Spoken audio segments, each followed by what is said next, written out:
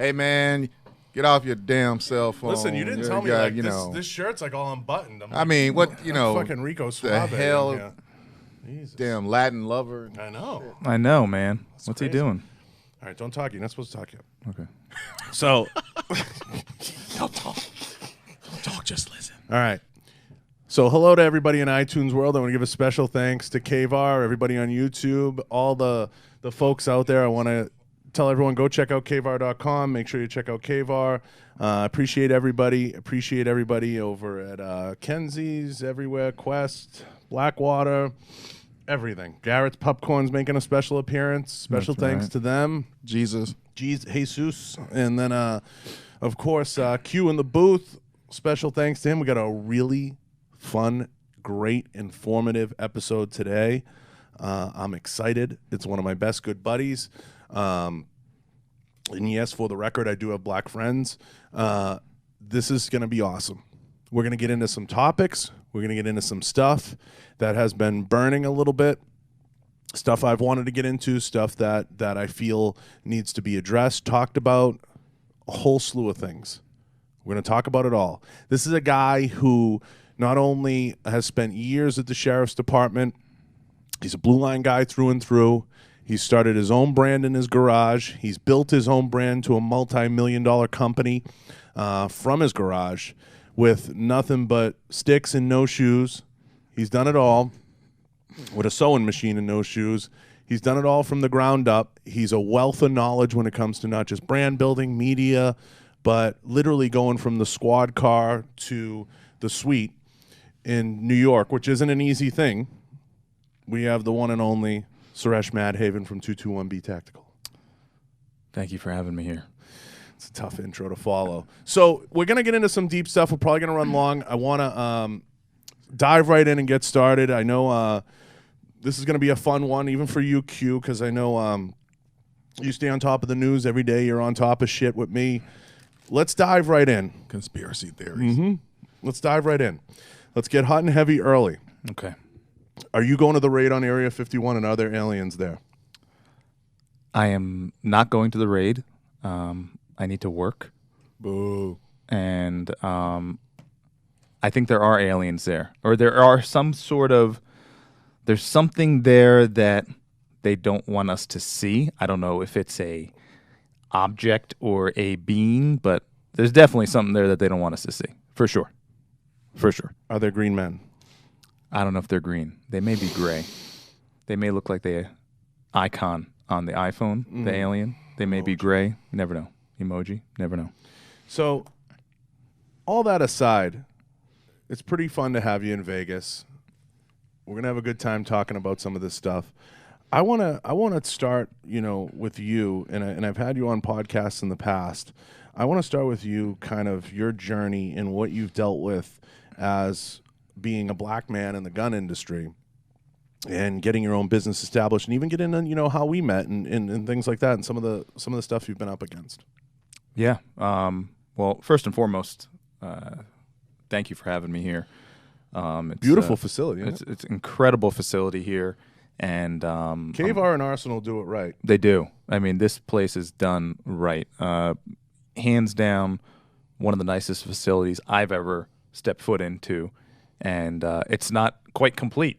It's there's more to come. So, very impressive. I think that first impression when you come into a building is very important. You know that I pay close attention to that with 221B Tactical.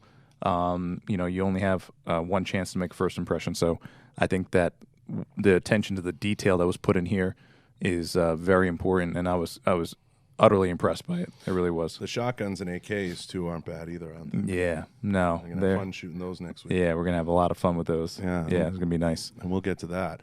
But get into this now because I've spent a lot of time, dealing not just with we've talked a lot about just the NRA and everything else. You got into the industry, and is it a white man's industry? It is. I mean, when you look at, we were talking earlier off camera. When you look at like the recoil magazines, and you look at some of the main hunting magazines, and you look at the sport as it is, some of the top competitive shooters, you don't see people of color. It is a we're just gonna call it as it is today. And if anyone gets offended, well, that's just the culture today, right? You got to get offended. Fuck 'em. Yeah, right. Someone's gonna get offended that I'm drinking like Dasani water and not like Fiji. So, it's a very white sport. It's a very white community, and it's always odd that we joke about it. Like I'm the only black guy at SHOT Show. It's like me and Colin Noir are the only people in that building in Vegas at SHOT Show. And it's people joke, they're like, if you see someone of color at SHOT Show, it's almost like bizarre. They stick out from a mile away. I struggle with this, and this isn't a call out. We've talked about this. Was Corleone the best choice? I think that part of what they were trying to do, they meaning the NRA, I think what they were trying to do was bring in someone of color that could help kind of bridge the gap. But unfortunately, I think that Colin went away a direction that didn't quite do that. I know that as of late, he's done more to, I think, but now it's too late, right? But I think he's, obviously he put out great content, very knowledgeable guy, and did a lot for being an activist, which is what he is known for. He's known for an activist in the gun community. But, being an activist is one thing, but bringing people over is another. I'll say this. I'm going to say something bold. I think Corleone was almost so well-spoken and so articulate that I feel like, he's a lawyer and all that. I feel like it was almost too much. He didn't really build a business in the tactical industry. No. He wasn't really an industry insider. He was an attorney who liked guns. And I feel like, he got a lot of clout because of that. But what is it? I don't know. He may get mad. Listen to this. I'm just asking the question. Other than mugs and T-shirts, I don't know that he's built a business from the ground up the way that somebody like yourself has. And I know there's others out there, but we're going to pick on you because the show's about you. Yeah, that's one of the hard things. People now these days, they look at identity, and when you have someone that you're putting as the face or one of the faces of your company, of your organization, it's hard. It's hard because people want to be able to relate to that person. And I'm going to say this, and this is not a knock against Corleone in any way whatsoever. And not that we're afraid to, put some harsh truths or harsh words out there. But to me, from my background and my understanding and my experience, the average African-American man cannot relate to a man like Colin Noir. Yeah, he starts to somewhere along the way become like Hillary Clinton saying she can relate to the poor. Yeah, you can't. You're a multi-millionaire. I know what it's like to be you. And that's why I say I think, he was, and regardless of background and upbringing, I think it was a little tough to say, like, here's a guy, I think let me say this. Q, I don't know if you could pull this up. It'd be important if you could. It's one where the black guy addresses the city council, and he talks about 2A rights. Yep. And he talks about fundamental 2A rights. And he's very outspoken. I know everybody's seen the clip, and I'll see if Q can pull the clip up quick and we can see it really fast, just even a snippet of it, Q. I think people would relate to that guy. I think he was like a fucking plumber. Way more. You know what I mean? Way more. And I feel like that's a guy that people would rally behind. He goes, I'm a good citizen. I haven't committed any crimes. I haven't done anything wrong.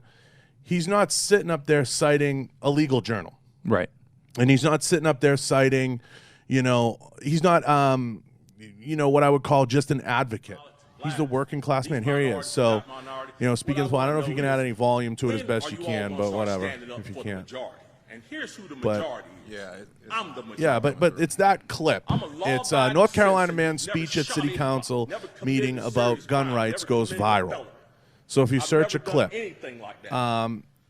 you know, he says, I've heard a whole lot of voices and a whole lot of rhetoric, and he gets into it, and he causes a lot of people to start to look at things differently. I feel like he did more with that clip than maybe Corleone's done in 3 years with the NRA. Yes, I agree with you 100%. He was your average, everyday man who a lot of people could relate to, a lot of people could relate with, and he put something out there that whether you're white, black, Asian, Hispanic, you were sitting there saying, yes, that's it. You're right. That's it. He wasn't sitting there speaking constitutional code. He wasn't sitting there speaking, U.S.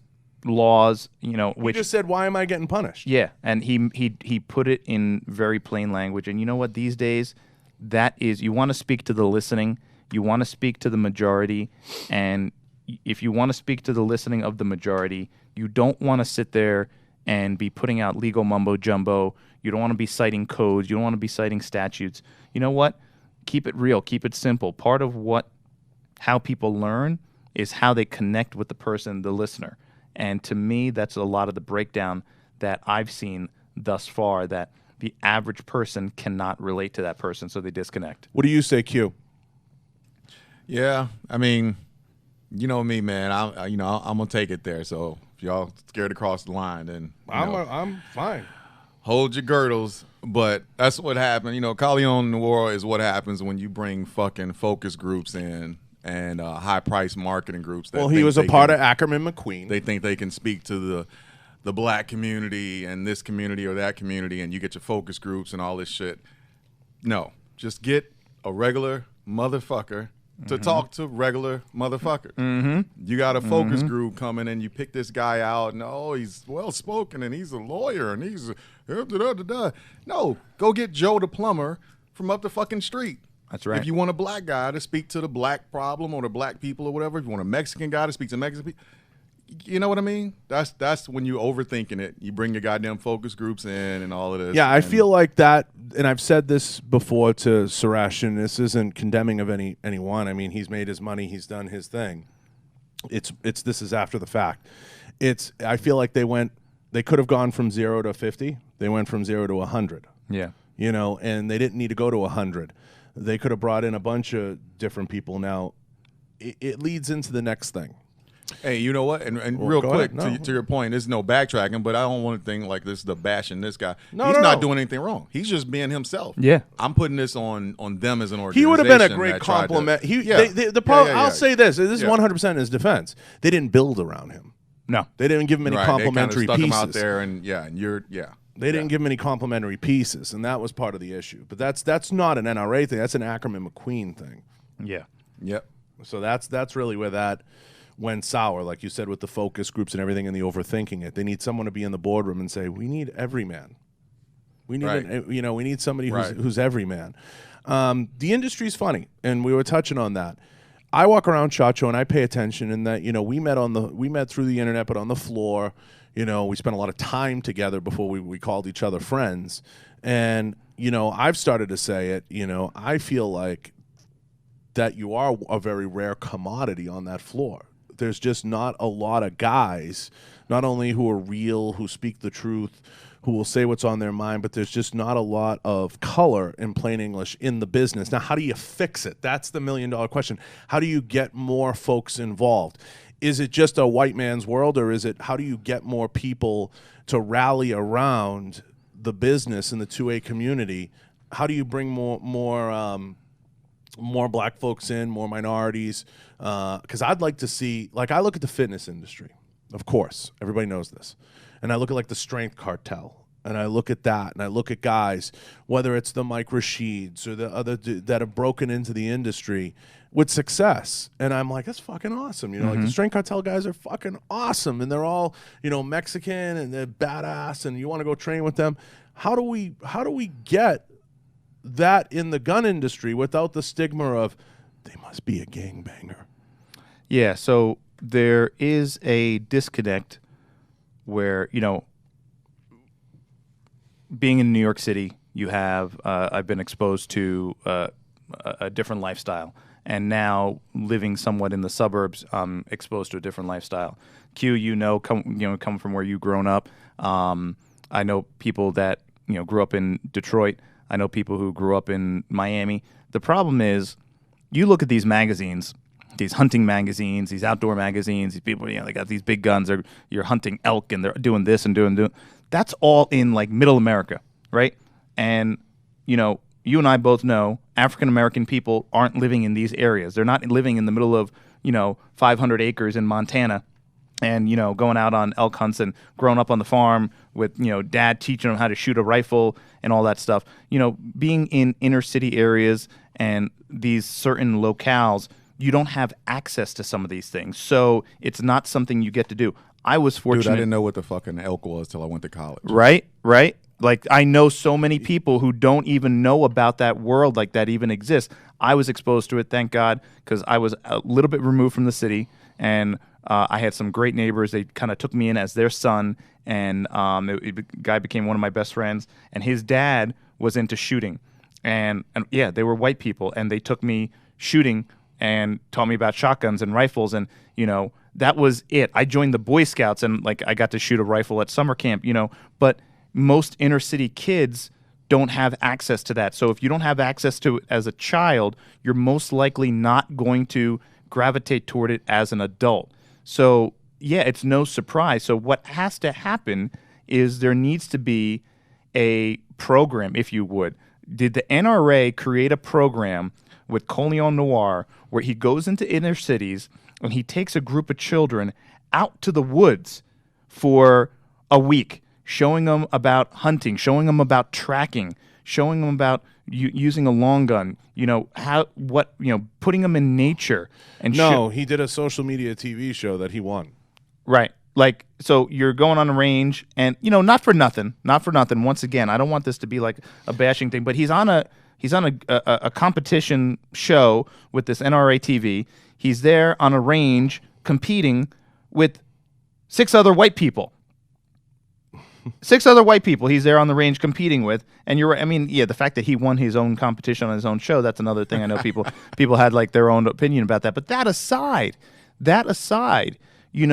why don't you, if you have that budget, that platform, if you have that platform to do a show, why wouldn't you go to a Detroit, go to a Chicago, where I just came from with this delicious Garrett's popcorn that I'm trying not to eat. Why wouldn't you go to one of these cities and say, hey, you know what, NRA, I'm going to bring in a group of 20 kids, and I'm going to set up a little competition, and then we're going to spend some time in the woods, and we're going to learn about, the animals and tracking and hunting, and learn about these weapons, and, show them some response. I think I'm going to say it, Suresh. I'm going to say it to you, both you guys.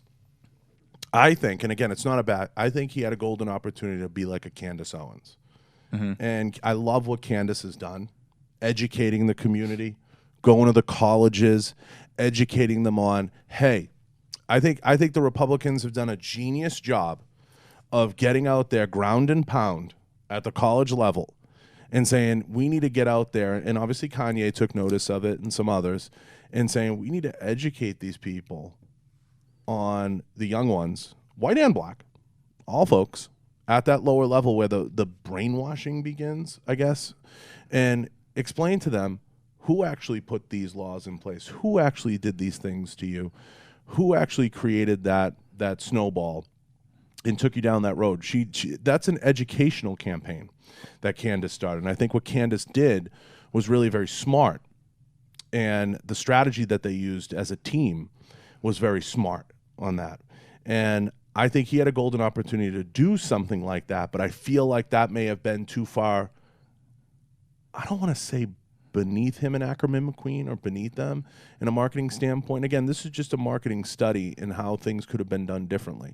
But I feel like if you took most potentially pro 2A black folks, minorities, and gave them some education, do a campaign, show them how to get a permit, show them how to get a CCW, offer courses, educate them, especially in a frickin' Detroit or in a Chicago.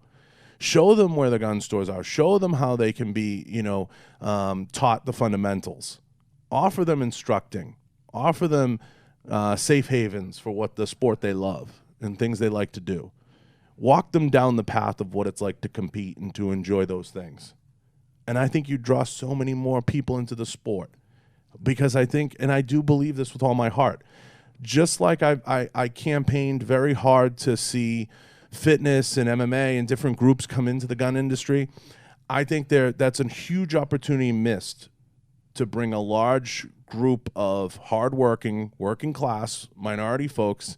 And let's be honest, that group is underserviced in the community.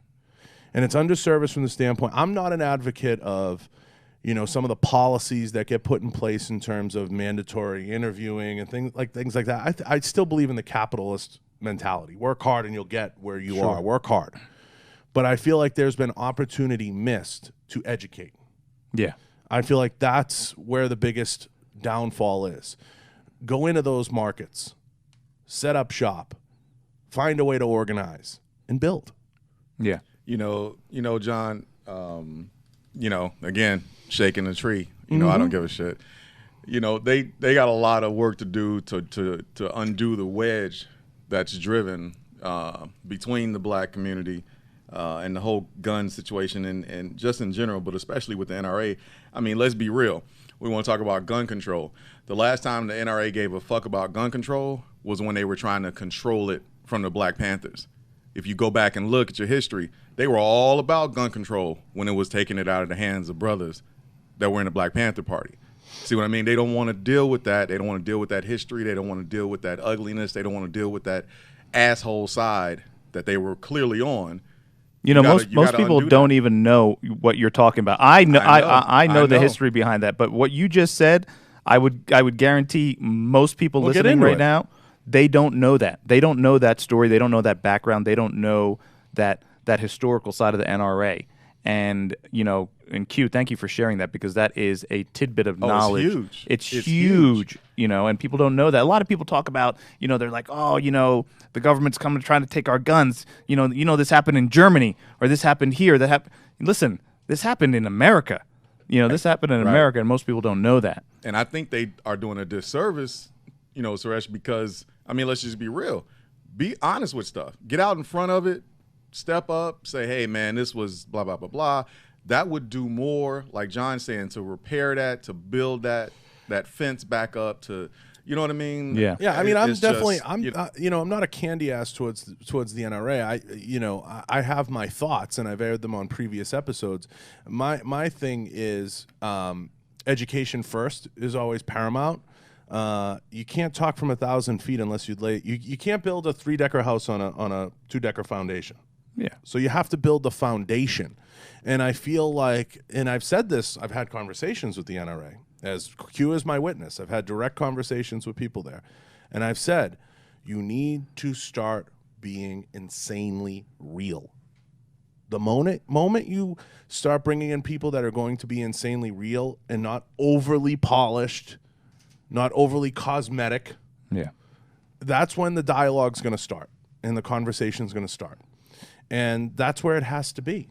It has to be out there. Bring up the history. Bring it all up. How do we fix it? How do we get it to the next level? How do we bring more people? Because everybody who ever listens to these podcasts or anything that we're doing, I am an advocate of getting more guns in legal and rightful gun owners' hands and giving them the education to support their growth either in the sport, in the 2A community, or as gun owners, collectors, and participants, and potentially business owners. That's how you build the foundation. If you want to be a great football coach, right? Most have either played or grew up in that environment where their dad was a coach. Okay? Even if you have to go back to their high school playing days. Bill Belichick became one of the greatest coaches in history simply by not only studying the game ad nauseum, but his dad was a coach. Yeah. His dad was an NFL player. Albeit for like one game, but his dad was an NFL player. That's okay. He was a coach. He volunteered under Marchabrota, for years. Became one of the best assistant coaches for the Giants. Your Giants. And then went on and became one of the greatest NFL coaches of all time. The foundation was there. And I guarantee you, if you go on and look at every coach in the NFL, the foundation was there. Now, what the NFL is trying to do is artificially build that foundation by saying you have to, the mandatory that you have to interview one black coach, which I know you know, cue the rules. And you know, that's a good thing because it builds that, you know, I interviewed for that job. It builds that dialogue. It gets them in the conversation. And now Jay-Z's in the conversation. Yeah. Oh, jeez. Yeah. You seen this stuff? Yeah. You seen this business? Yeah. Oh man, we don't even want to get into this. We don't got time. We ain't got the time for that. You better have Melody order dinner man. because let me tell you, we don't have time with this whole Jay-Z getting involved in the NFL. Let me tell you something. I'm gonna be real here, right? I put out a challenge during the NFL kneeling episode. So first of all, it's been 3 years since Colin Kaepernick took a knee. 3 years. And I asked this the other day to somebody, and they couldn't tell me, they couldn't give me the answer. I said, it's been 3 years since Colin Kaepernick took a knee during the national anthem. What's changed? What's changed? All right. What has changed? Are there less people of color dying in inner cities? No, you got a Nike deal out of it. Are there less cops being killed? Has anything changed? People said he took a knee for recognition and to start a conversation. The problem is that's what's happening a lot. There's a lot of people doing things to start a dialogue, to start a conversation. They're looking for a viral moment. Yet it fizzles away, it dies, and nothing happens. So during that time, I put out a challenge. I put out multiple challenges. I said, I want one NFL player to join me. I will fly to your city of choice. Join me, come to the city, let's round up a neighborhood full of young black children, and let's sit down and let's have a conversation with them, and let's show them, let's teach them about fitness, let's teach them about getting involved in the community, let's show them how to get on the path of becoming a productive member of their community to help make the communities they live in better, stronger. Join me. I put that out multiple times on every social media platform, and I didn't even get a single. I wasn't looking for some first string NFL star to contact me. I didn't even have like a third string NFL player. Practice squad. Give me the practice squad guy. One African American NFL player to join me, and I would pay their way, and I would pay my way, and I would come join them, and I would cover the cost of everything for that day in that community for all the children. I would cover it. Not one person responded. So that, you know what that tells me? You want to take a knee on Sunday, on game day, to say, yeah, I'm trying to initiate change, but you don't have it in you to actually take the time out of your off day, take the time off, not Sunday. You'll take a knee on the field on Sunday, but come Monday when you're off, you don't have the time to meet someone who said he's going to bankroll an entire day to take care of an entire community to show these children what it means to be members of their community. I call those SBs, Suresh. They're just sound bites. Yeah. That's all. What it sound bites. is, you guys. I was disgusted. I was disgusted. It's chasing the viral moment. And that's what a lot of guys do. They say, because the term platform, okay, gets abused in media. And it gets abused in professional sports too. I have a platform. Well, I have a platform. And the terminology we use is really the wrong terminology. Yes, you have a platform, but it's what you do when nobody's looking that defines how you use that platform. It's what you do when there's not a camera on you that defines that platform. You've been with me long enough, and I know this pales in comparison, but I'll give you an analogy. Everybody thought I was crazy, and to an extent, Tony and the Pat McNamara's out there, when we would bring fitness into shooting. I was lauded.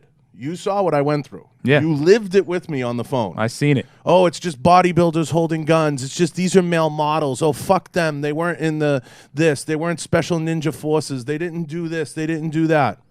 Okay. They didn't realize that at the core of it, I was trying to bring a community into this, trying to get them to open up, about their love for the community. What's the term? The enemy of my enemy is my friend. That's right. Right? That's right.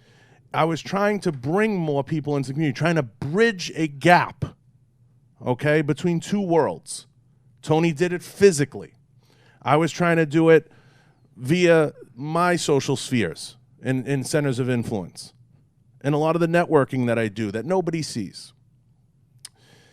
It was something that was an unseen thing. And when you put something out there that says this isn't going to be glamorous, it's not going to be a photo shoot, you're not going to have a big to-do, sorry, that's when people's turtle shell comes out. Yeah, they don't want any part of it. And they start to turtle. And, they don't want any part of it. I don't want to. I can't do it. Oh no. Yeah, they don't want any part of it. It's the same. And we'll get into this in a minute. But it's the same thing I said about police officers. I called out fat cops on my YouTube.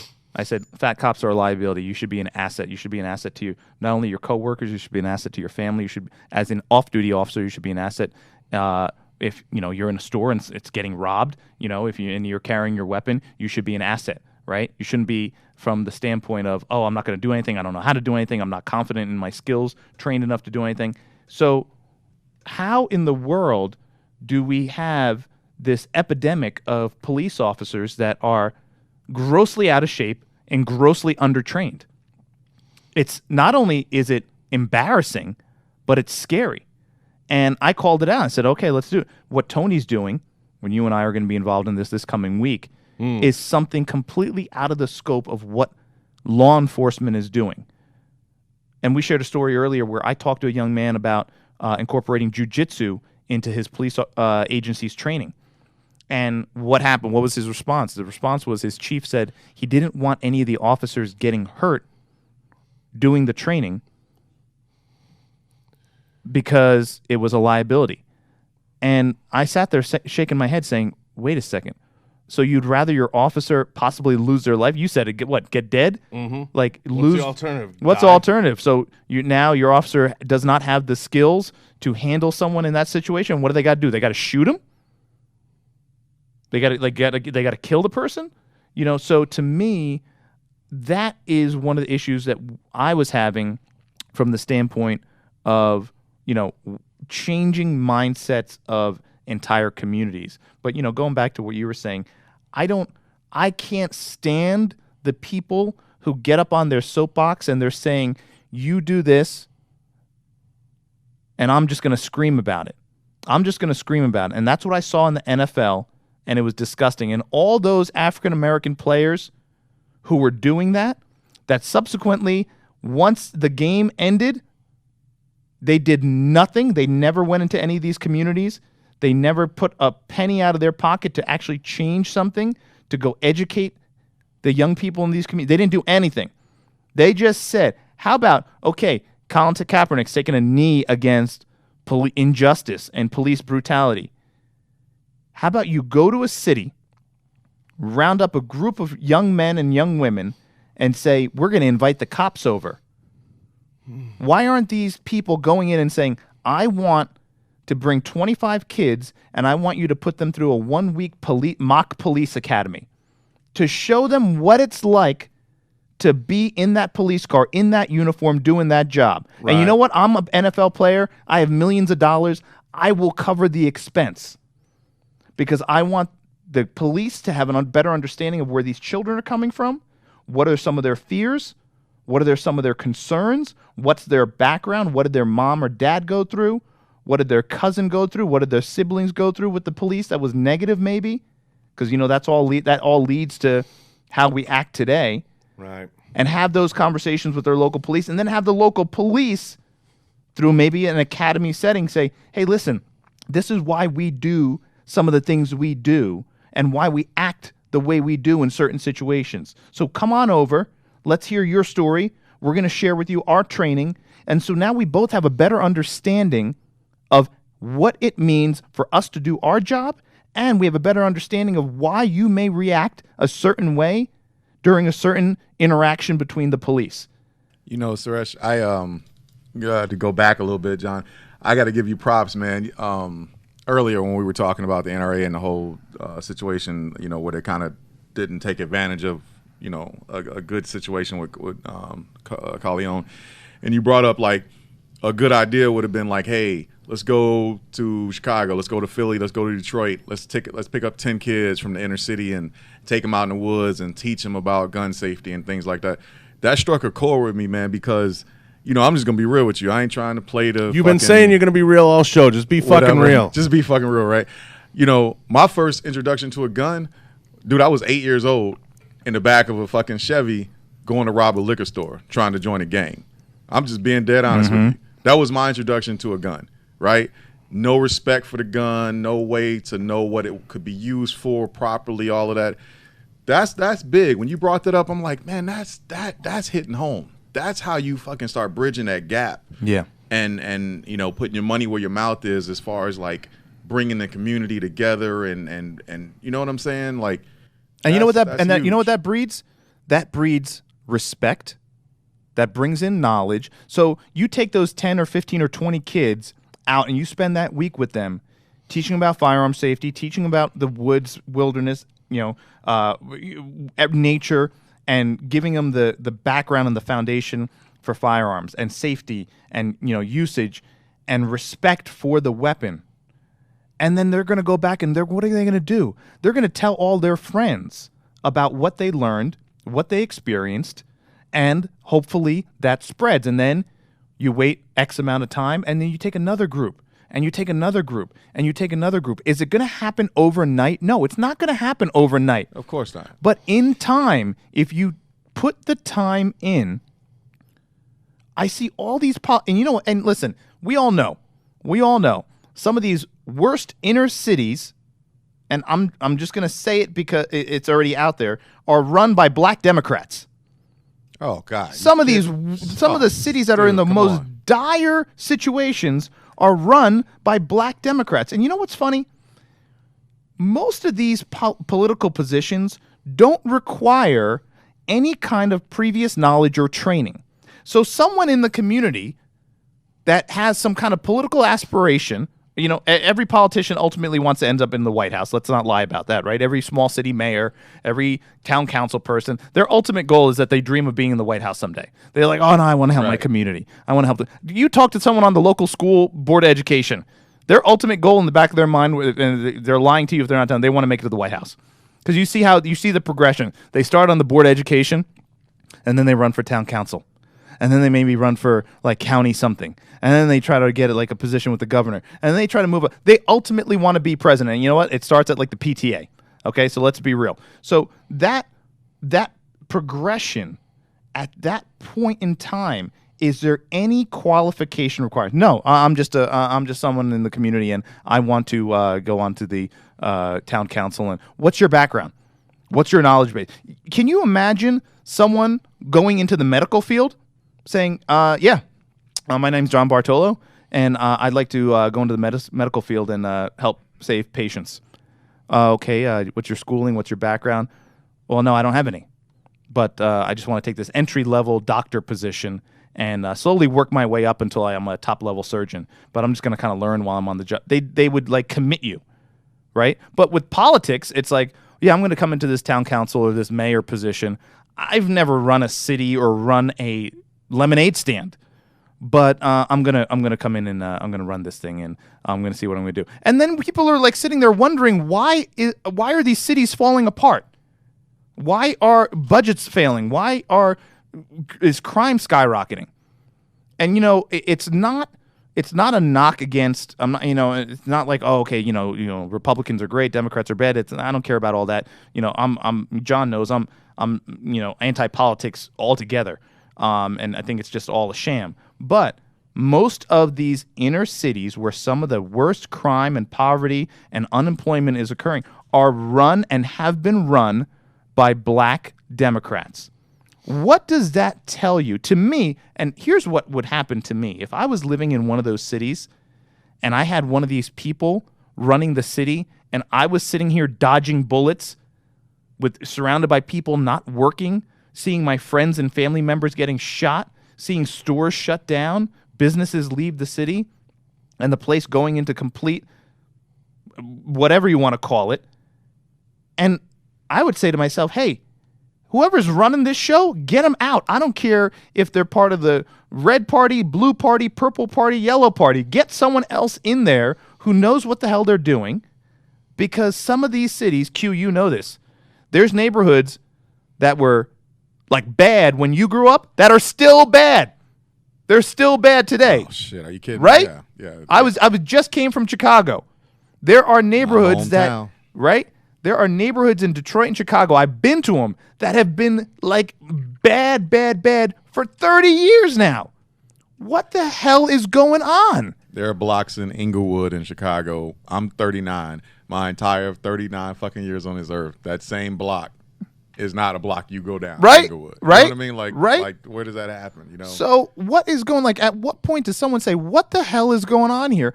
I don't care who's in charge. I don't care if they're the party I'm affiliated with or not. At some point, I'm going to say, get out of here. Let's bring someone in. I don't care what color, what gender, what race they are. Let's get someone in here that's going to make this neighborhood safe. Because if I grew up there as a child and now maybe I'm a parent and I have a child, I'm going to be at my breaking point saying, this place has got to control. Something's got to change here. And the change comes from the top. Suresh, we got John quiet, man. I don't know what's going on today, man. I'm doing a little what research. The hell? He's finding some research. The blackness, man. So to me, that is part of the problem. And you have people who aren't stepping up to do what needs to be. You know, it's funny. You know, it's all these people are talking, and I'm not gonna just bash the people and the leadership in these areas. You know, I watched a video months ago, and I shared this with some of my friends, and they didn't know what to say. It was this woman, this white woman, this young white woman at some college campus talking about the inequality of, and how, African Americans are held down, people in minority are held down. And she's talking about all this. And it was of course, some Ivy League school video. I don't know where the video is. I can find the link. It was like a video within like a news article. And she's talking all this stuff about, this, that, and what needs to be done, and, inequality and this and that. And the guy who was speaking was like, okay, well, you're here at this Ivy League school that your parents are paying for you to be here. And you're talking about all this inequality and racial injustice and white privilege and all this stuff. And she was a white girl.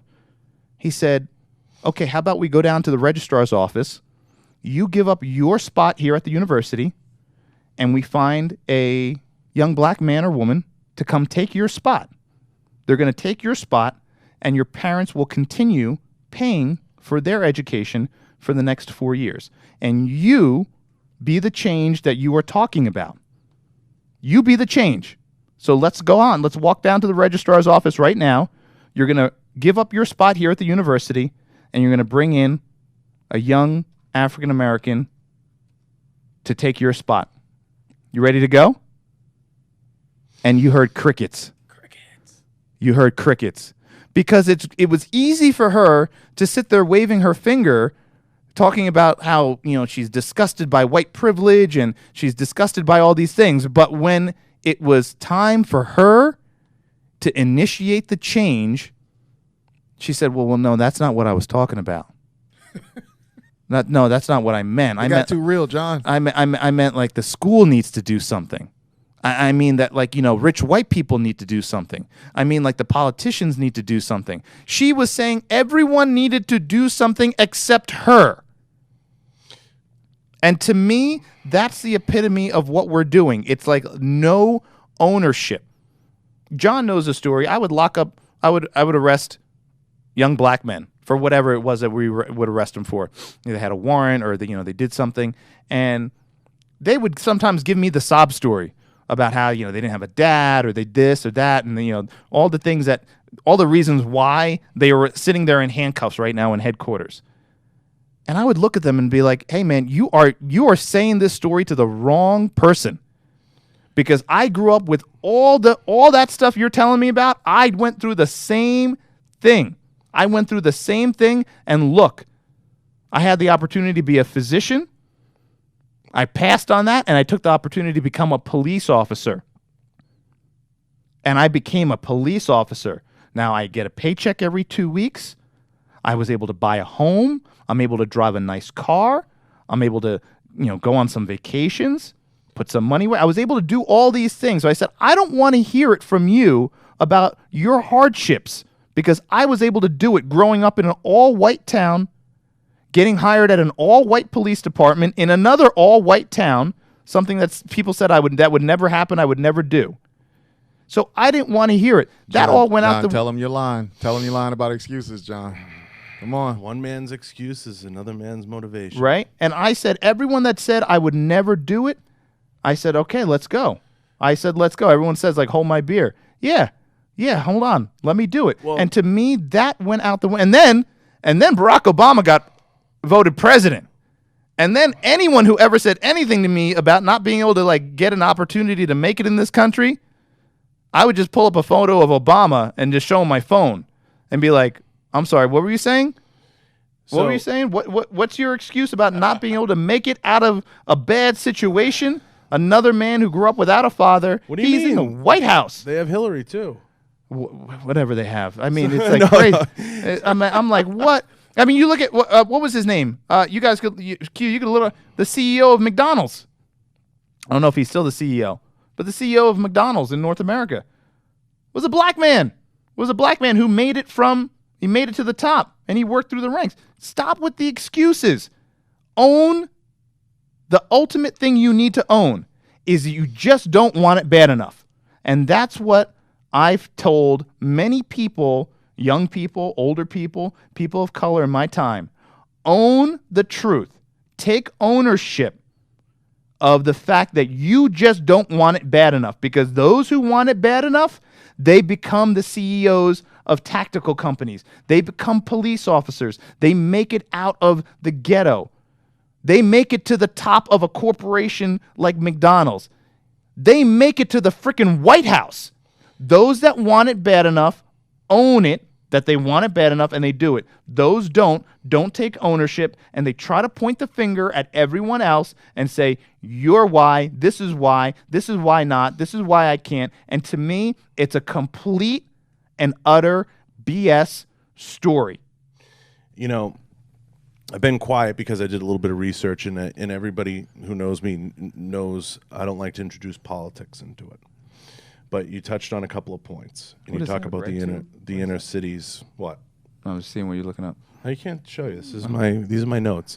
So I text Q about USA Today, the 25 most dangerous cities or whatever. I didn't know which one you pulled up. Yeah, I mean you can pull it up. It's everybody has a different list and a different criteria, but they listed, interestingly enough, St. Louis, Missouri, number 1. The Lou. They introduced Detroit, Michigan, number 2, Baltimore, Maryland, 3, Memphis, Tennessee, and Kansas City, Missouri, rounding it out. I just took the liberty. I was doing a little looking up because I like to put a little fact behind it. And this is why I love Candace Owens and I love this type of topic. Is it a coincidence that all 5 mayors are Democrats? No, it's not a coincidence. Is it a coincidence that most of their predecessors were Democrats? And is it a coincidence that several of their poverty rates are in the 20%? Let me read them. Kansas City, that's the list right there, Q. Kansas City, Missouri, poverty rate, this is number 5, 18.3%. Memphis, Tennessee, poverty rate, 27.6%. Baltimore, Maryland, poverty rate, 23.1%. Detroit, Michigan, poverty rate, 39.4%. Look at that unemployment rate. It looks like fucking Chernobyl. Looks like Baghdad. St. Louis, Missouri, poverty rate, 26.7%. We are in an era right now of the most explosive growth of capitalism we have ever seen. Let me let that sink in. The most explosive growth of capitalism we have ever seen. You can make money on fucking YouTube. But yet we can't fix a city. We can't fix it. Amazon, Google, all these places, they're looking for places to go. They're growing so rapidly. Where can we put jobs? Where can we put people? And like you said, we've heard every excuse. We've heard every reason why not. Looking at that fucking list, Cleveland, 36% poverty rate. Jesus Christ. It's crazy. But how how I'm not shocked, and I guarantee, you know, I could sit here and I could go through the whole list of 25. I'm willing to bet that 20 of the 25 have had or have Democratic leadership. Now I'll read 6, 7, 8, 9, and 10 just in case people think I'm bullshitting. Little Rock, Arkansas, 6. Milwaukee, Wisconsin, 7. Rockford, Illinois, 8. Cleveland, Ohio, 9. Stockton, California, 10. I'll give you a wild guess who's probably in charge of Stockton, California. Right. It's just one of those things. And it's the thing that people don't want to talk about. People want to talk about, like, you know, when we were talking about this earlier. Not to jump in here because I know we're on rapid fire here, but people don't want to talk about. I had this conversation. Someone sent me a message on Instagram where this police officer was involved in a shooting with a black driver, and was like, "What do you think of this video? 221 Be Tactical?" And I said, "Well, I think the police officer was on edge because the driver was not, being cooperative." And the driver was on edge because he's dealing with a police officer and he probably has some background of maybe being in fear, whatever that may be. But what is people are talking about, like the percentage of, these officer interactions with black folks and black people of color being shot by police officers. Although the one shooting that someone sent me, the police officer who shot the black man was black himself. I said, what are you talking about here? Like, so they try to make it a race thing, but that's not always a thing. It's a police thing. But we all know the numbers. The numbers are out there. The number of police, and now having done the job for 13 years, I have a little bit of a bias because I've done the job, but I try to keep a level head about it, and I know where some people are coming from when it comes for fear of the police. I get it. I've been pulled over. I deal with, John, you know this, I deal with racism every day. I deal with it on multiple different levels. I've dealt with it on the past. But let me talk about this. The percentage of police officers involved in shooting with young black people or people of color is like microscopic compared to the number of black people who are killed by other black people, the black on black crime. We talked about this. And this is a stat that is just glaring that people don't want to overlook. And and someone said, "How well, dare you bring that up? What do you think? What do you think about this?" I said, "What do I think about this? What do I think about it? Why are people focusing on the microscopic issue when the main issue, if you truly care about the lives of these people, is so glaring?" And so they're like, well, it's an issue, it's a problem. And I said, let me ask you something. If you had 2 water leaks in your house, you had a pipe burst that is gushing water, and then you have next to it a bathroom that has a sink where it has a little bit of a drip, and the water is dripping out of the sink, and you call the plumber, and you're like, I got a major problem here. There's water. I need help. And the plumber came. And the plumber came to your house and said, I got you. Yeah, I'm gonna take care of this like leaking faucet. You'd be like, are you crazy, man? There's a busted pipe there that's blowing water out at 100 miles an hour, and you're gonna look at the faucet? It's a Band-Aid on a hatchet wound. And it's not even, it's just focusing on the wrong thing. 90Q, what do I always say? Yeah, 90% of the time on 10% of the problem. Yeah. They're not is, even putting a Band-Aid on the hatchet. Like Suresh said, they're acting like that there is no fucking wound at all. I'm like, it would be like the plumber was blind to the busted, burst pipe, gushing water, and is saying, hey, listen, we got to take care of these drops of water coming out of this thing. This is a problem. This is a major issue here. We need to focus on this sink right here. These drops of water, this is the focus, and this is outrageous, and we gotta change this faucet, and we gotta shut this down. And you'd be looking at this guy saying, my man, do you not see like the 5 gallons per minute coming out of that pipe over there? That is what I think about. There are young people of color getting killed by other young people of color or older people of color in these certain areas at an alarming rate. And they're like, no, we got these police officer interactions where, this is Is it a problem? And are there bad cops? Are there bad apples? There's bad doctors. There's bad lawyers. There's bad pharmacists. There's bad everything. But the reality is that's not the majority of the problem. Why are we focusing on this microscopic leak when there is a burst pipe pushing out water like a fire hose? Why are we not focusing on that? Because it doesn't get headlines. It's not like the cool thing. I want to see, and I've seen, but it doesn't get any coverage, when a young man or a young woman gets killed in one of these inner cities, you see a small group of people, a very small group of people gathering where the deceased was, and maybe a family member is there. There's one camera, one news camera, and then you have that young person's mother saying, I lost my baby. This has got to stop. I'll never see my baby again. And she's holding a picture of her baby from some maybe school picture, graduation photo, and said, I don't know why this happened, and they got to find the person that did this. And it gets zero coverage. Zero coverage. Why? Because it's just like a black on black crime. It's it's happening every day. But that's the fire hose. That's the fire hose that's going on. And then what happens? Someone robs a liquor store, beats up a store clerk, and then fights with a cop and gets shot. And it is like going like gangbusters. And I'm saying to myself, what is happening here? This is like the Twilight Zone. It's you said so much. It comes back to what I mentioned before and what you're touching on, and this is where social media and media in general, if it bleeds, it leads, kind of thing, creates this environment that we live in.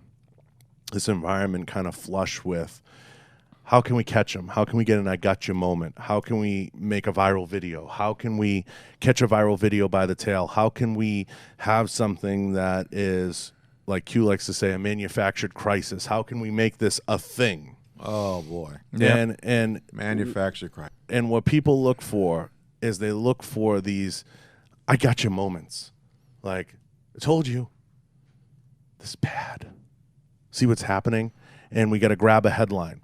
The Colin Kaepernick thing, albeit may have sparked some dialogue at certain levels. Okay? But like you said, was anything done? What change came from it? Was there a lasting effect? Right. Was it one of those moments that really sparked national debate? I'd argue no. I didn't see one debate. I'd argue no. If anything, it denigrated, it soiled not only a great sport that I know Q played and I did, I stopped watching. But caused a lot of people to not only stop watching, because that isn't the platform for it. That isn't the place for it. You're paid millions of dollars to play a game. You were raised, adopted, I believe he was, by a great family. In my opinion, and it's my opinion, he used his platform to basically say, I'm not starting anymore, and I want to go viral, and I want to be seen, and I want to catch a headline. It's this catch a viral moment by the tail scenario. And he sucked a lot of people into it. Now, we can have these debates till we're blue in the face, but you can't tell me that, 5 major sports or 4 major sports, that they all got it right saying everyone's going to stand and cut the bullshit. And the NFL didn't get it, was the one outlier. It's a fucked up thing in society, and I think it transcends color and race. And what does it do? What's the name of the girl on the U.S. soccer team that took the knee? Rapinoe, Yeah. I think. Whatever her name is. Megan something. Whatever her name is, okay? She's representing the United States of America. And I'll go on record. This burned me. I'll go on record with her. I'm glad you brought that up because this transcends race and we got to go here. Fuck her. Megan Rapinoe. You're representing the United States In another country. in another country. And getting paid well. And getting paid. Well. Now, Getting paid. Now, granted, I'll be the first to admit, should the women be paid equally and things like that? Okay? But that's a debate for another time. That's a supply and demand issue. That's a debate for another time. Fuck that. That's Q a- says no. that's and a it ain't supply- got shit to do with women or men or whatever. No, I'm gonna say- if your fucking audience, if it's 50 motherfuckers in the audience, you're not going to earn That's as much as a thank you. arena that's making Thank- 100,000. Ain't thank got shit you. to do if you got fucking tits or if you got a dick. Thank you. It's just numbers. It is Kill me with that bullshit. You know what? To me, listen. I've been to a WNBA game. I've been to a WNBA game. Unfortunately, so have I. I've been to a And I almost WNBA went to game. sleep. Yeah, and listen, I didn't go on my own will. Someone took me there. I'll say it, okay. But I'm a basketball fan. You know, I've been to NBA games. I've been to numerous NBA games. But I didn't find, for me personally, and I'm allowed to have my opinion, that the excitement level was there for WNBA. I'd seen it on TV and it just wasn't there. And I always noticed, man, the stands are kind of empty. So I went to a WNBA game. The stadium, the arena, was almost empty. And I said to myself, okay, now, I don't know anyone who doesn't know that the WNBA exists, right? Because the WNBA is... It's established. It's established. It's known, right? So everyone knows that there's a WNBA. The WNBA has... I saw it today. We were walking through, and we saw the Aces, or the Las Vegas Aces. Okay, so everyone knows it exists. If people are choosing not to accept that offer, then you can't fault the people. Listen, as 221B Tactical, we have products that are our superstar products. We got the Max Drive vest, we got, but then we have products that don't do well because people just don't like them or don't need them, don't care for them, and whatever. We don't sit there and price those products at the same price as the superstar products. And when people don't buy the products that are not popular, we don't sit there and scream and say, hey, listen, this product should be the same price and you should pay the same price as this product over here. Although this one's popular and more people like it, you got to pay the same price here. And that's no. Because put them on sale. We put them on sale, we put them on clearance, and we blow them out. And they're like a fraction of the price because the demand isn't there. If people are saying that the WNBA, this is just an example. Now, it's different. Let me say this.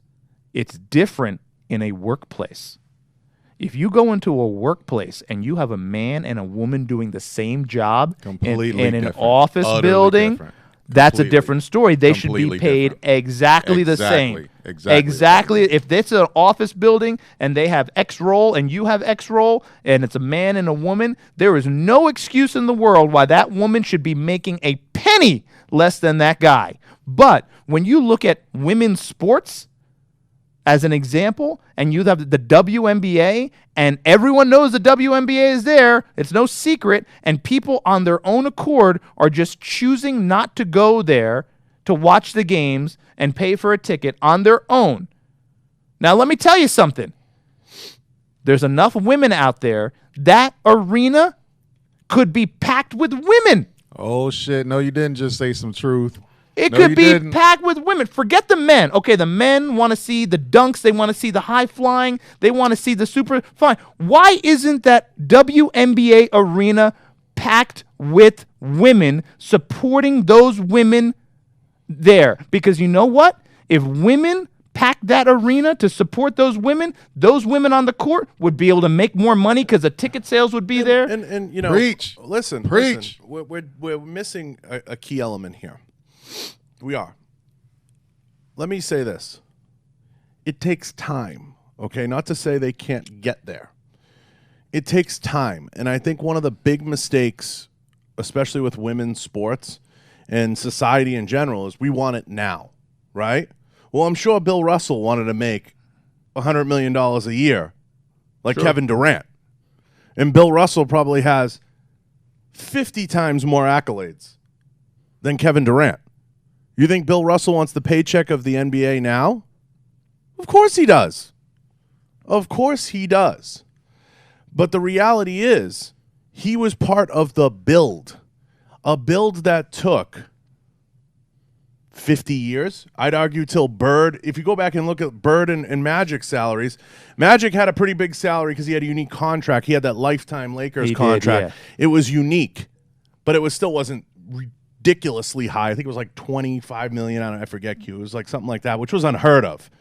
And it was like a 10-year deal or something, a 20-year deal. Jordan was the first one to really break that. That last couple of years, he had those crazy contracts. We went from, the NBA was popularized in the 50s and 60s when the Celtics were winning 10, 11 in a row, whatever it was, 10 out of 11.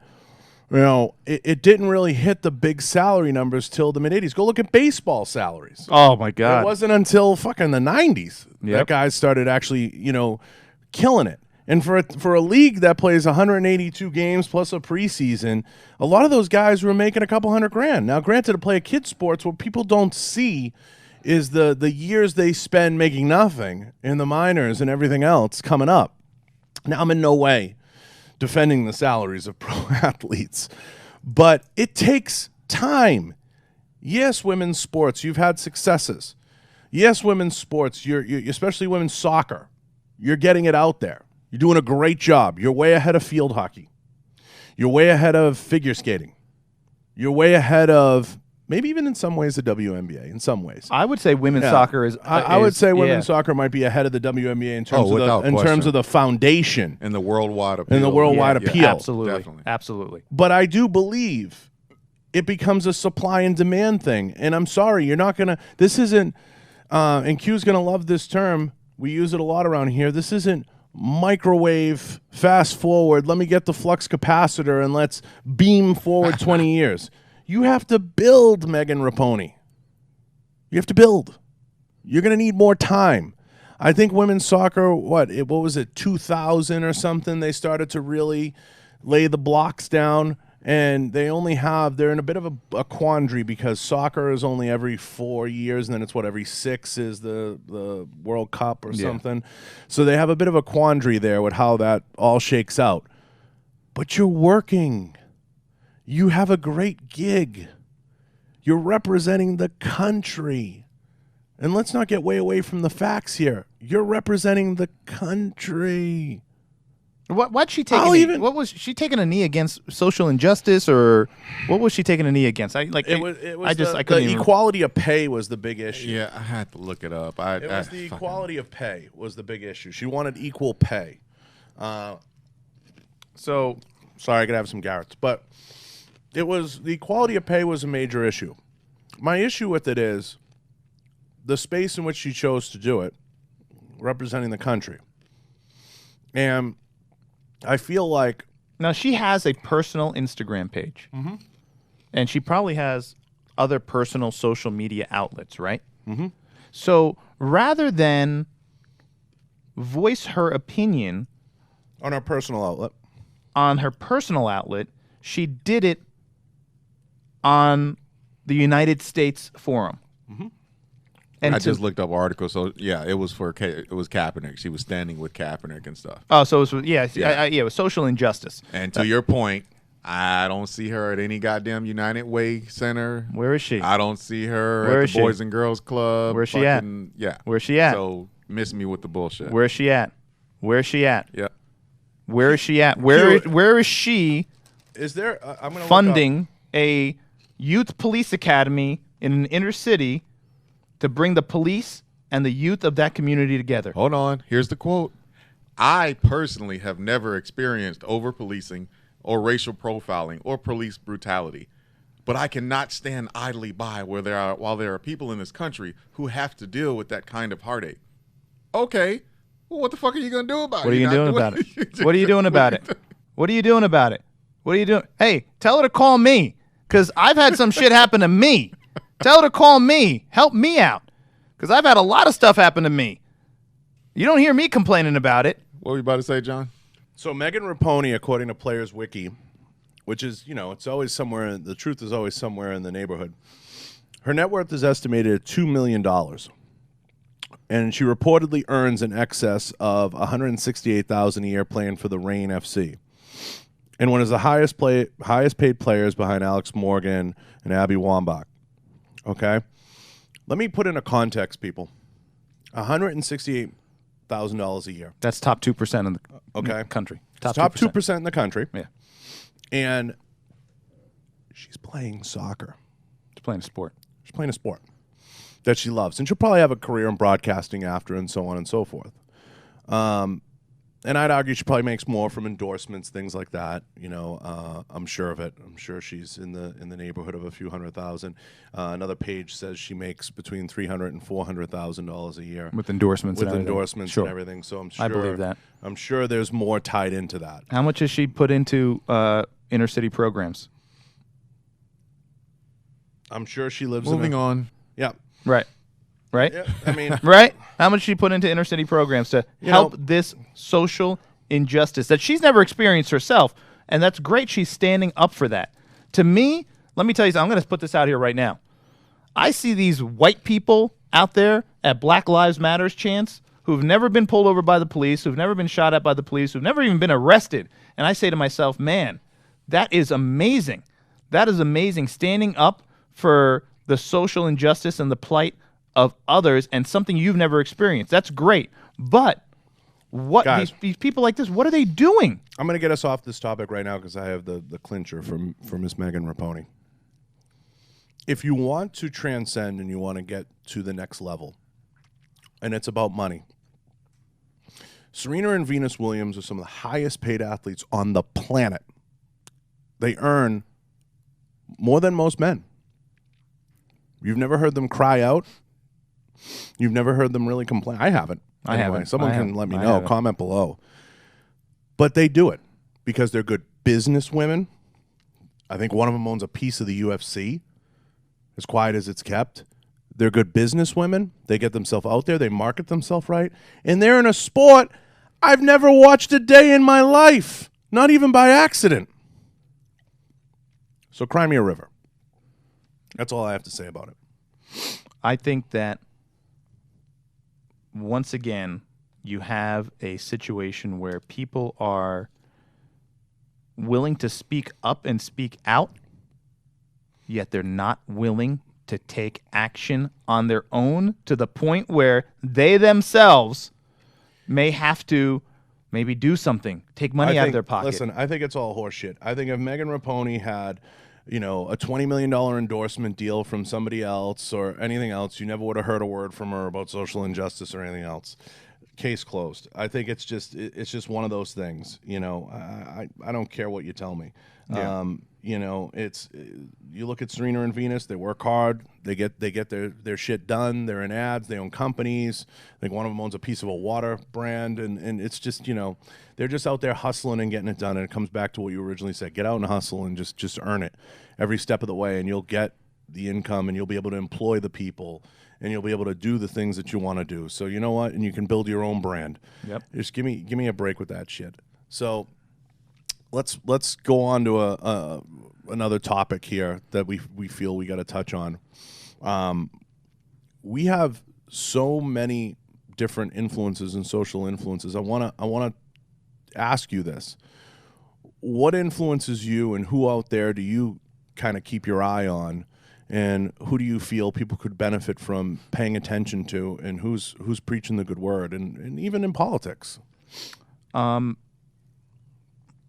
I don't get into politics too much because I feel like there's always, an underlying, agenda to most politicians. And I feel like, I'll say this on politics. I feel like even the good politicians that make it to Washington, that have the ability to make change, I think that once they get to Washington, they realize their hands are tied. They're gripped. They're gripped by the establishment in place. And they realize that as much as they want to make that change, and as much as they want to impart that change to their community or where they came from or the country as a whole, they're gripped by the establishment. And you're going to go backwards. So what happens is you go in with the best intentions, and you realize that if you push the agenda of trying to go the route and go down that road you want to go down, you will soon be ejected out of Washington. So now and then before you know it, it's just more of the same. Right. So now they're juggling. Right. They're saying, wait a second. If I really push this agenda and I try to go against the already existing political system, I'm out on my ass. I'm going to be out on my ass, and I don't want to be out on my ass. I want to stay here. So what am I going to do? I'm going to play the game. And let me see if I could just maybe kind of bend around what I really, am passionate about and what I really want to do and really what I promise my constituents. And then everyone says the same thing. Hey, man, we voted this guy or this woman in to office, and they went to Washington. We sent them to Washington, and now they're not doing what they said they're going to do. And I truly believe, and I'm going to say, I'm not a big fan of politicians, but I truly believe that they go there with the best of intentions.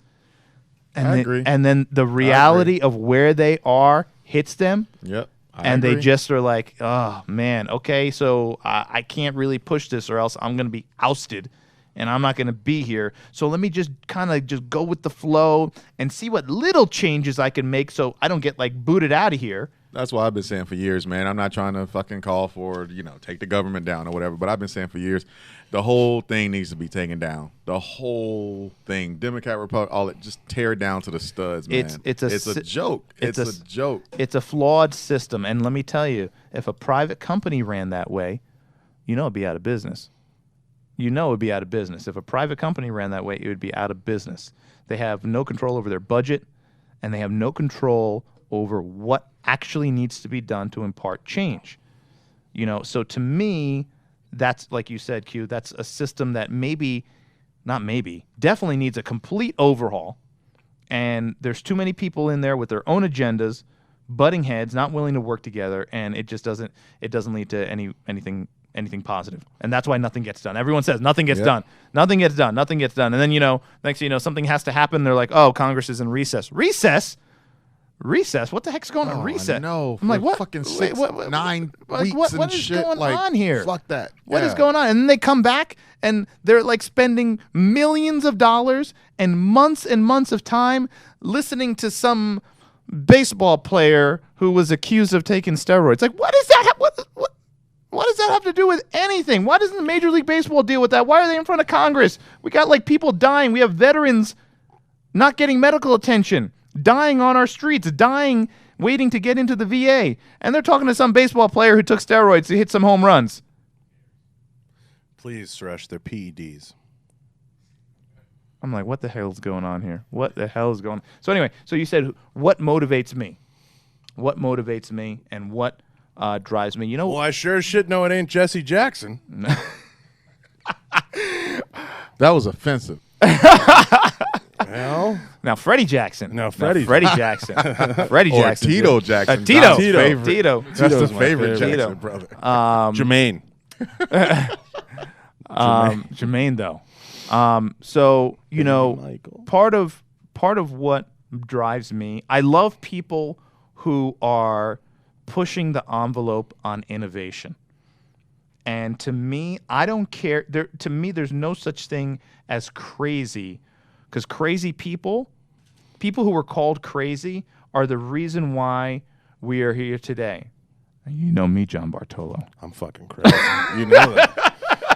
I don't give a fuck. They're the ones that, and I know there's people who have said, man, that John Bartolo, he's fucking crazy. Yeah. He's doing some stuff that no one else is doing.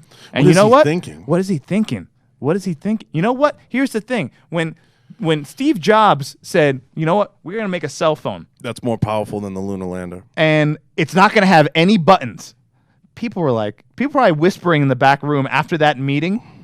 They were probably like, This motherfucker. this guy's crazy. I just He's told going people crazy. I'm not He's going trying crazy. I'm not trying to play the game. I'm here to change it. Yeah, right. And every step of the way, the shit that I dealt with, at least, and because you lived with me every step of the way. Yeah, I've been there. You've been there with me.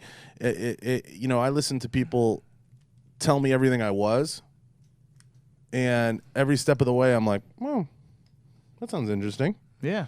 Tell me more. And everybody who, I think what scared people the most about me, as far as I'm concerned, is I had a voice, and I always had a platform to give that voice, and I would give opinions that people weren't ready to hear yet, whether that was the fitness component, whether that was calling people fat, whether that was saying you need to have better accountability, better conditioning, you need to work harder, you need to work smarter, coming at people and saying, I want to be in the gun industry. We've talked about this. Yeah.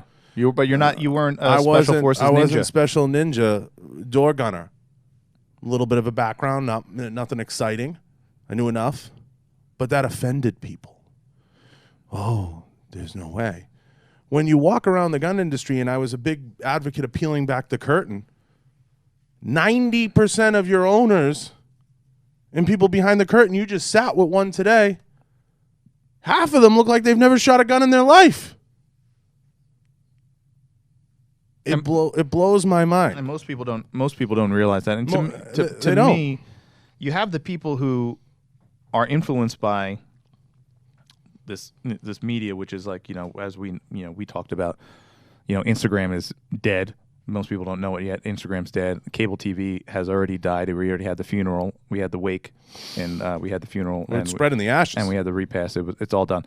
So most people don't even know what's happening in front of them. But that being said, I've talked to you about this. Listen, you could be a cop. I did 13 years. You could be a cop. And, I was able to become a firearms instructor, and I was able to share some of my knowledge throughout the years with some different people. And, of course, develop products to help cops. But people were like, oh, you're a cop, but were you SWAT? No, I wasn't SWAT. Oh, okay. But let me tell you, and I said this to you. Did you kill anyone? If I was SWAT, people would be like, oh, but were you a SWAT sniper?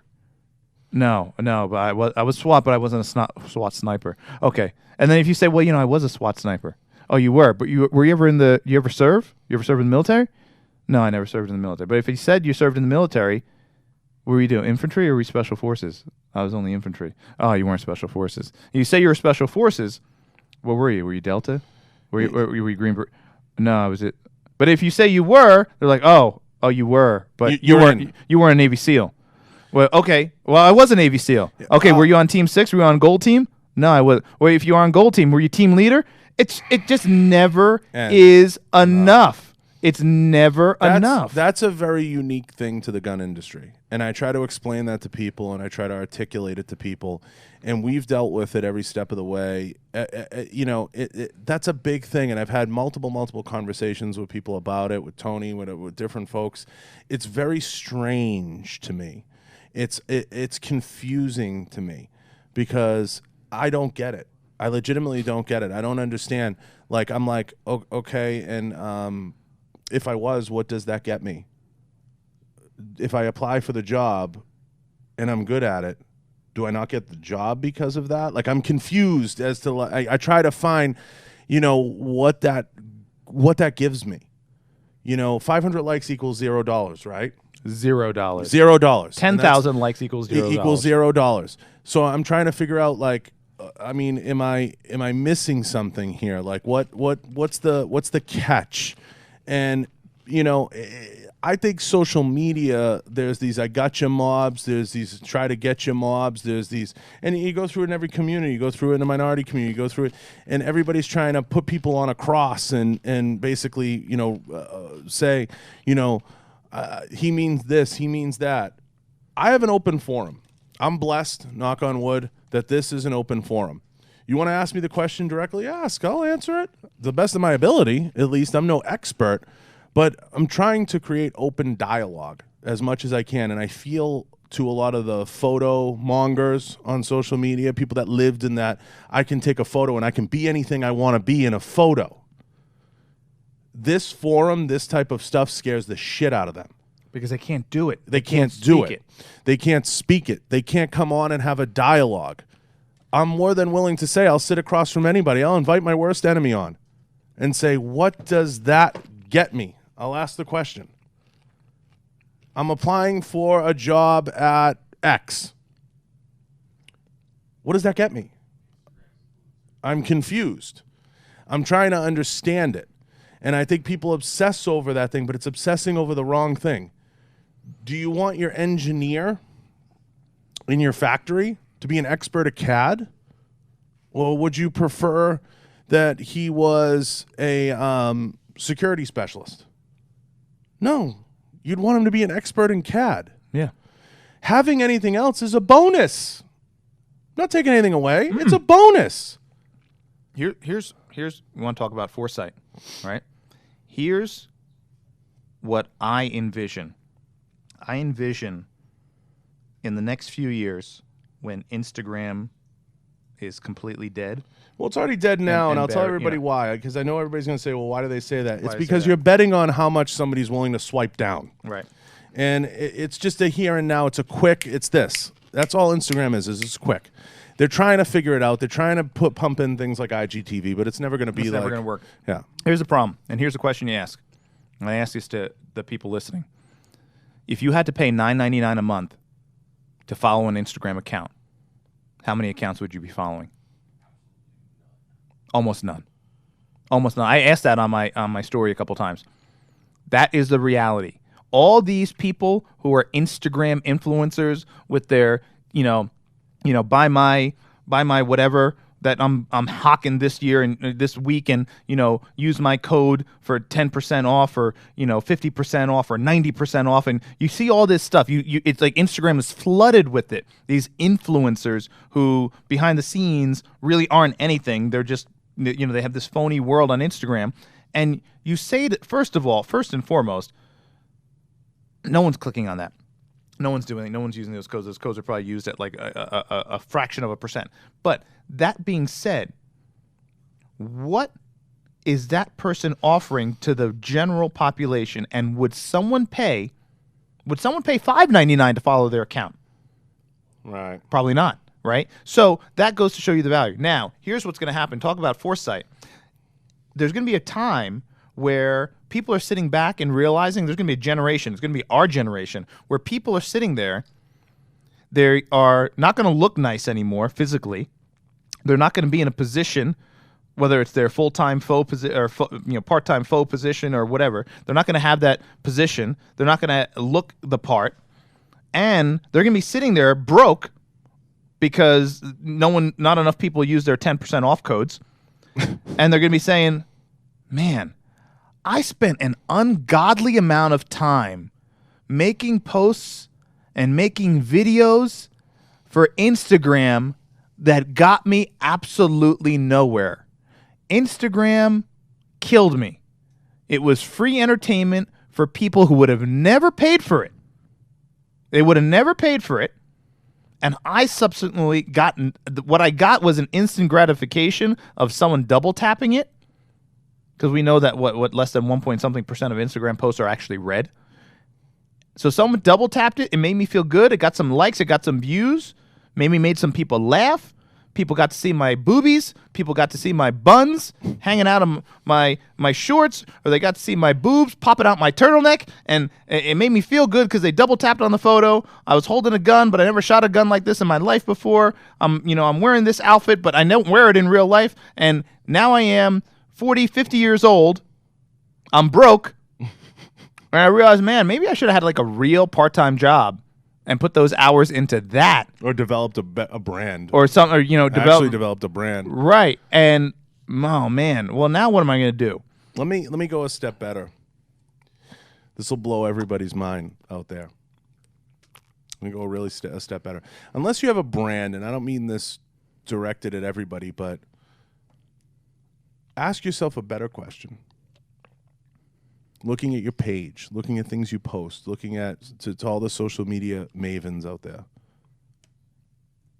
3 to 5 years from now, a minute from now, nobody's going to care. They're going to be on to the next one. Literally 2 minutes from now. Nobody cares. Nobody's going to care. It's so instantaneous. And it definitely doesn't live forever because nobody's swiping more than once or twice down. Did you see there was someone did that I don't know, focus group where they gave people phones with Instagram accounts preloaded on them, and they said, go through. And literally, I think it was like 4 minutes later, they showed them posts, and the people didn't even recognize the post, yet the people had liked the post. What is that? Who was I listening to? I was listening to someone the other day, and they were like, and I'm going to get into this. Remember, we're going to talk about Q. Don't let me forget. We're going to talk about reading books. We're going to talk about everyone's going to be getting a library card after this. Oh, yeah, Sweet pickles. Right. It's about to get real. So listen. So you're looking at right now. They said the attention span of humans, because of what we're going through, has dropped to 4 seconds. 4 seconds. Goldfish have an attention span of 5 seconds. So in this crazy. In this race of life, Fucking crazy. in life, in this battle of life and like sustaining life. Oh, listen. You're on the right We're path. going against goldfish, and goldfish are winning. I think it was Ty Lopez that said that. Goldfish are winning. I mean, that is crazy.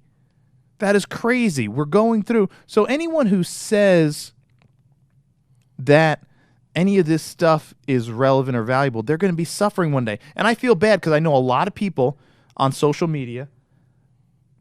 John, you know this too. Mm-hmm. I know a lot of people on social media that they're a one-trick pony. They post the same message and a version of the same photo every day, and that's all they have. That's the only thing they have. And I know the people are listening to this. It's going to be offensive. They're going to be butthurt, and I get it. But this is the hot, hard truth. If you are sitting there on social media and you are not putting out value to people every day, and your message is essentially the same thing every day, you have no value whatsoever. You have no personal brand. You have no personal capital. If you can't sit there and talk for 20 minutes on YouTube and put some knowledge out there that's going to help people, help them change their lives, help them be better, and the only thing you have is to post a photo of you in the mirror at the gym saying, you got to work hard. You got to work hard. You got to get up. You got to do it. You got to, no one's going to do it for you. You got to put in the work, and it's all about you, and you got to hustle, and you got to this, and happy Friday, y'all. And you're like, what in the world? Like, I would love to do a research. How many women post a selfie of themselves on Friday with the text narrative, "Happy Friday, y'all"? Well, how many women on a Friday do that? It comes down to knowing that you can do things to satisfy and satiate the here and now, but the problem is a lot of them don't have, like, you look them, and I've had this, Q, you know what I'm talking about. I've had this conversation with people directly to their face. I say, geez, that's great. You're doing great. What's your media? What's gonna happen after? And they look at you like, what do you mean after? What's after? And I'm like, well, I mean, it's kind of like you have a plan, you have a transition plan, you working on something else, are you developing out another platform, are you working on your personal brand, do you have a website, are you selling something, are you at least put those I can live with it if you're maximizing everything in the here and now. You got a website, you got things clicking, otherwise it comes down and you're just chasing the likes, or you're chasing the follows, or you're chasing the here and now. And they don't have a plan. And you'd be shocked if you lined up 10 influencers, okay? And I've had this conversation with many marketing directors, so now this is something that's going to get fucking deep with me. The reason I say Instagram is dead is every market. I'm going to give a big clue out there to everybody that's looking for sponsorship or free stuff or whatever the fuck. Every single marketing director says the same thing. Now when I sit with people and they say I have an Instagram and I have 100,000 followers or 50,000 and I have this, they say, okay, what else you got? Yep. That's how you know it's over. over. That's how you know. Because there's so many other dynamic, good people out there. I have a prediction. It's going to shift. It's shifting now. More towards, and I said this to a company that called me. They said, well, who do you think we should hire and bring in? I said, I think you should start to look to bring in and hire creators. People who create content. You're a business owner, multi-million-dollar company. Who's more valuable to you? An Instagram ambassador, influencer, or somebody who actually creates real content? Drivable content with multiple faces. I'm going to tell you a true story. Mm-hmm. Someone DM'd 221B Tactical the other day. I said, hey, I got 30-something thousand, 32-point-something thousand followers. I got, this is my page. I post cop stuff, this, that, and the other thing. And I would love for you to send me some of your products so I can review them, and I'll post about them on my page. I went to the page. So the team sent me that message, right? Mm-hmm. I read the message. So I went to that person's page, and someone from the office was like, yeah, this person has like 30-something thousand followers, and their engagement is, okay. And they're getting an average of like, 300 likes per post. Yeah. So I personally messaged the person back, and I said, what products were you interested in?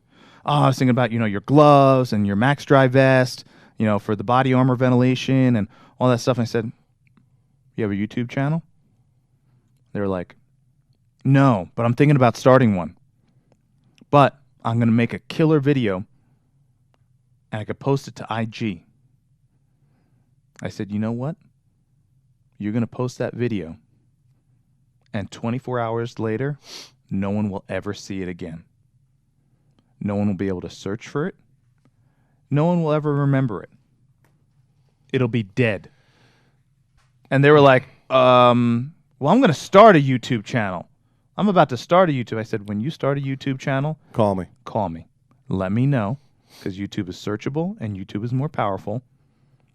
And it goes into Google Analytics. You and I both know that. And the person was like, well, I got a strong following, and I got a strong law enforcement and military following on my page.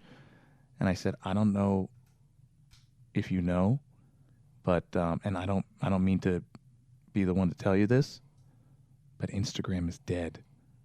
I don't care how many followers you have. It's dead. It's over. And they were like, oh, I didn't know. And that's the problem. That's the problem. Look, and there's so many debatable structural things that you can get into this, and we can go down a wormhole, but it's just now everybody's sponsored, and everybody's everybody's given a code, and everybody, you probably, of the say 500 accounts I follow, and I try to follow less. I'm actually in a quest to follow less. There's probably more than half that anybody now can. I'll give everybody a good sponsorship tip. Anybody can call any company and say, give me a code. Anybody can. You don't need to be an influencer with 1 million followers. You can call a company and say, hey, if you give me a code, I'll post it. They'll give you a code. Because every company's figured out the key. The more you are like Amway, and I'm going to burst everybody's bubble, the more money you make. That's right. And I could run a test right now, start an Instagram account. I challenge somebody, just start an Instagram account from scratch. Scratch. Zero. And DM people. I bet you would say yes to this over the 30,000 guy. I'm starting a brand new account. I'd love to get your support, Suresh. Can you supply me with a 10% off 221B code? 0 followers. I'm building it from scratch. Here you go. What would your answer be? Here you go. I wouldn't even respond. I would just send them the code. Yep. Here's your code. New guy, 10. New guy, 10. Not 9. They can or call. 8, They can call. 10. How's this? Call in and ask for me at K-Var. Call in. Call in today, and say all you want's a code.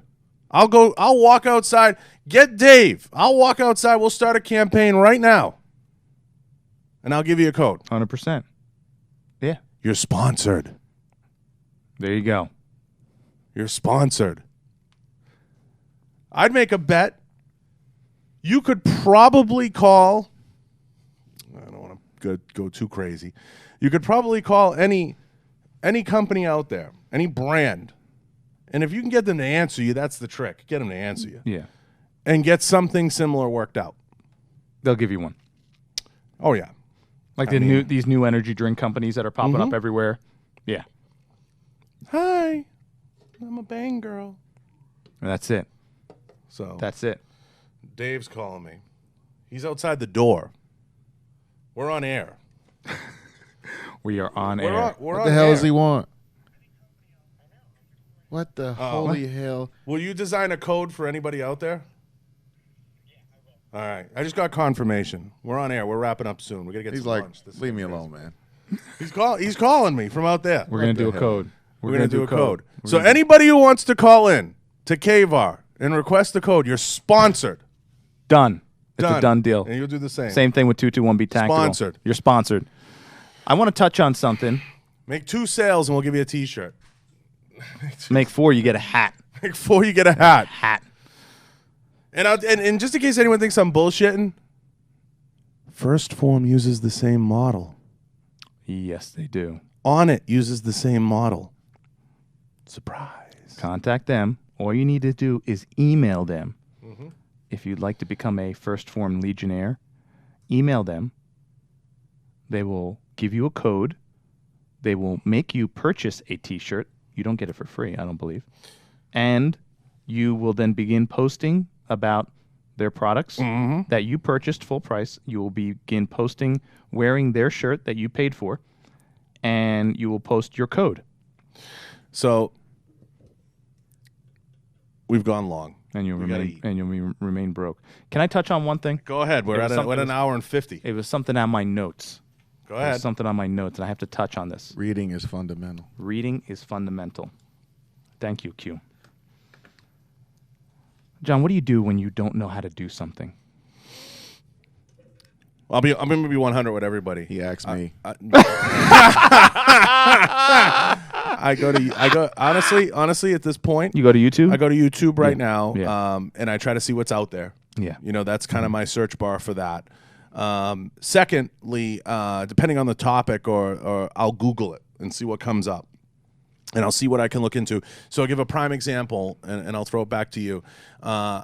When we wired all this, there was a lot we didn't know. And Q and Rory will attest to this. We used a lot of YouTube and a lot of Google and a lot of help from Derek and my friends that came in and helped us. But there was a lot of that. Fair to say, Q? Help. You got help. Oh, without question. Yeah. yeah, You got without help. question. So- Yeah, you got help. yeah. So, I know so many people who don't know how to do things, and then they'll look at people who are doing things. And as you know, they might have animosity toward these people who are doing these things, right? And No. yeah, right. You know a little bit about that, A thing or two. right? And people will say, how do you do this? How do you do this? How do you do this? There is help out there, and it is called the library. I know this is going to sound crazy, The but internet's a library. you know what? Most people don't know. I mean, most people in this generation, like you ask young kids and you ask them about Amazon, and they're like, yeah, Amazon is where you can go to buy anything. Amazon started selling books, right? Amazon started selling books, and people were reading books and purchasing books. And in this day and age, I tell people, you can watch YouTube videos, but if you want a deep understanding of something and how to do it, read a book. Buy the book and read it. How do I start a business? You could watch a couple of YouTube videos, but buy the book. Read the book. How do I save more money? You could watch YouTube videos. Buy the book. How do you save someone from choking on a podcast next to you? I went down the dry hole. That's never good. That is never good. Keep going. I'm good. Read the book. So people message me from time to time, and they'll say, do you have a video that, what's the link or what? I say, you know what? There are videos out there, and YouTube is a great source, but buy the book, read the book. Don't read it once. Read it twice. Read it 3 times. The first time you read, second time's for recursion, right? So you want to read it 3 times. And people are like, read a book 3 times? I just want to learn how to save more money. Let me tell you something. If you want to save more money to have a better future, to take care of your family, and afford the things in life that you want to have to survive, and you don't have the time to read a book about personal finance 3 times, then you're not serious enough about it. You need to be obsessed with it in order for you to succeed at it. Otherwise, you're just lying to yourself and you're lying to everyone else you know. And people don't get that. People see obsessed as a bad word. And I tell people, the cops I know, you need to become obsessed with your training, whether it's jujitsu, whether it's on the range. You need to become obsessed with it because it's something that could get you killed. And that's part of why we do a 221B Tactical with our gear. We're obsessed about it. People are like, you're obsessed about your gear. Yeah, that's right, I am. And that's important. It's important to be obsessed if you want to incorporate a change in your world or in the world. It needs to become an obsession. I want to end on that because that's important. And not only that, our recorders are going to run out of space. So We've been doing a lot of talking. So no, it's good. It's all awesome stuff. I mean, you nailed it. You killed it. We hit every topic. There's a million clips and snips in here, and there's so much that we're going to come back to. So I want to have you back in. We're going to have to do a second one. We're going to have to do a second one, 100%. One. Second and a third one. Tell everybody where you are and where they can find you quick, and we got to wrap because we only have probably 90 seconds of tape left. Go on to the World Wide Web and type in 221B There it is for everyone. Tactical, and you'll find everything. You'll see the Gram, you'll see the Facebook, and most importantly, you'll see the YouTube channel, and you'll see our blog, you'll see everything. So Google 221B Tactical on the World Wide Web, internet, and interweb, and you'll see it there. And Instagram and everything else at 221B Tactical, and your personal page. Don't hesitate to slide in the DM. He's pretty active on there. He'll answer you and shoot him contact us on the page. I want to thank everybody here. I want to thank Q. I want to thank K-Var. Go visit kvar.com. Don't forget to check out kvar.com. Obviously, it goes without saying, special thanks to Suresh for coming out and tackling some of these topics and giving us some insight. I drank his Bang Energy drink clearly, and I'm flying. So. And I want to say thank you. Thank you to K-Var. Thank you to everyone here, the staff, John, and just Dave, everybody. Yeah, no, appreciate it. And thanks for letting me steal soon, your Bang. brother. So yeah, man. we're going to sign off. We're going to be out. We're going to eat some popcorn and get some lunch.